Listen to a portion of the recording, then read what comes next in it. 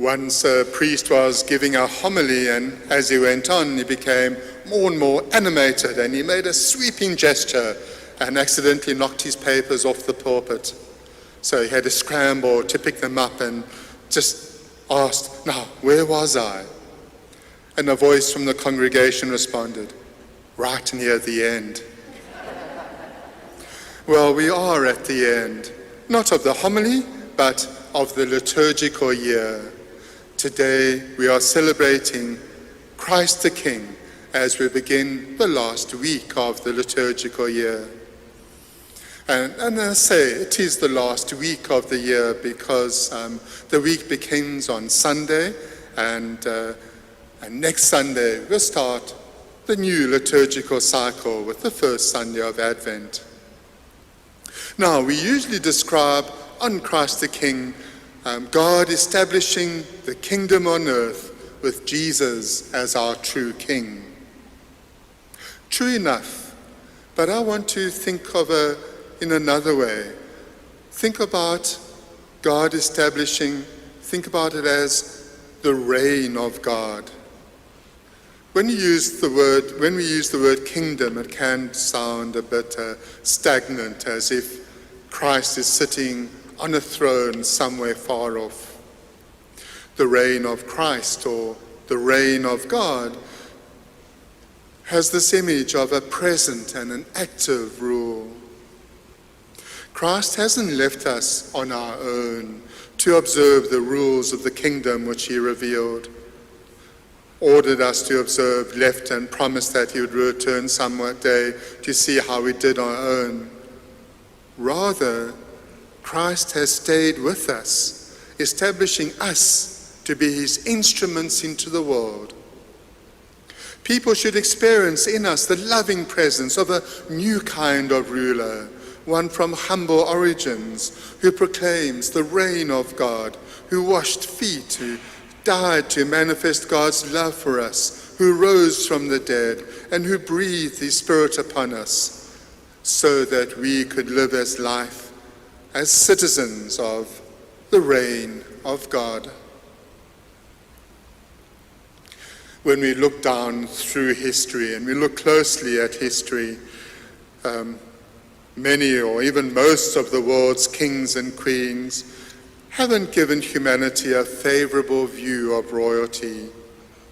Before modern times, kings would have to kill and manipulate and use brute force to stay in power, and they would do it brutally. That was a characteristic of keeping power.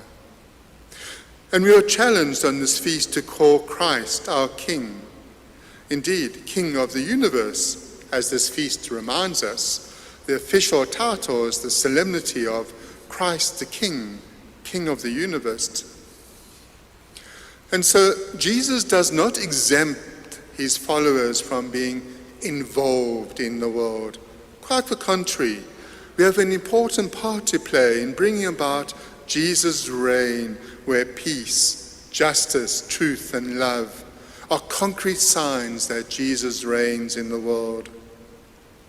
The world's earthly rulers and institutions dominate by force, violence. They use economic exploitation. But the source of Jesus' power comes from a very different and a holier source. Jesus' rule calls us to challenge the culture of consumerism and greed that is so common in our world today. The world's rulers draw the lines of their power on a map, but Jesus draws his on the human heart.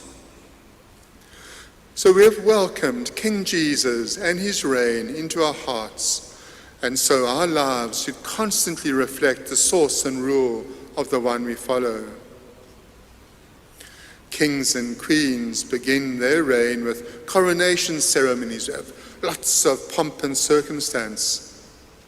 Jesus' reign began when he died on the cross, with a notice over his head reading, "Jesus of Nazareth, King of the Jews." Our King didn't wear a crown of jewels, but a crown of thorns, and the purple robe of mockery. What armies did Jesus lead and what victories did he win? Jesus fought a war and won a war against sin and death, a battle that no mere human troops could ever win. And as a result, we can live his teachings of love.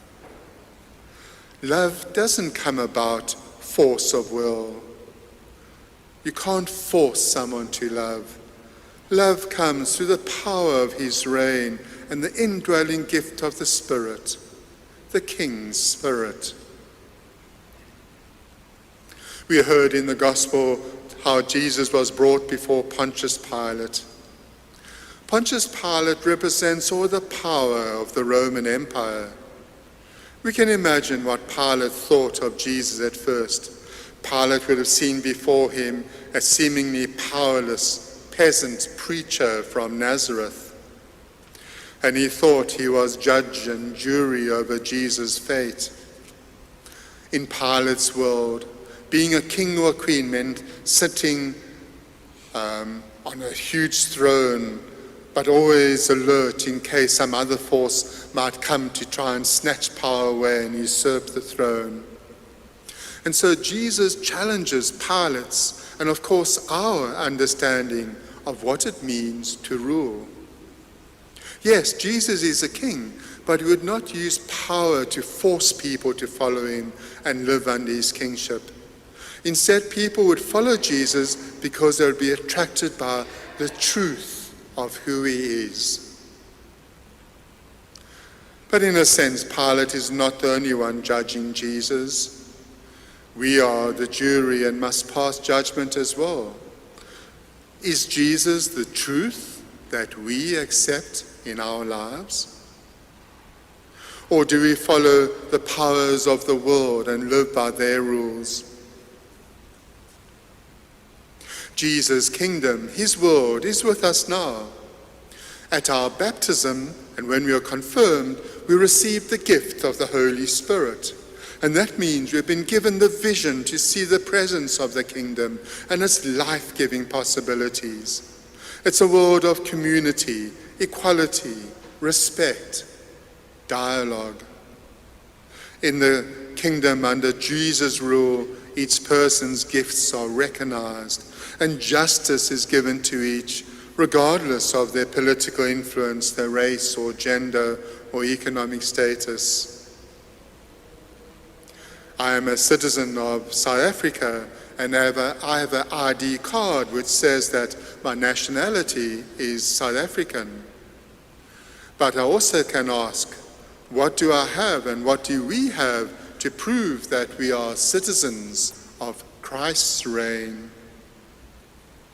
We have the gift of the Holy Spirit who enables us to give witness by our lives that we are followers of Jesus, that we are citizens under his rule.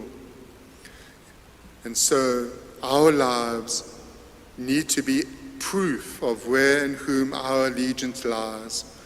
We need to show through our lives who rules our hearts and our minds.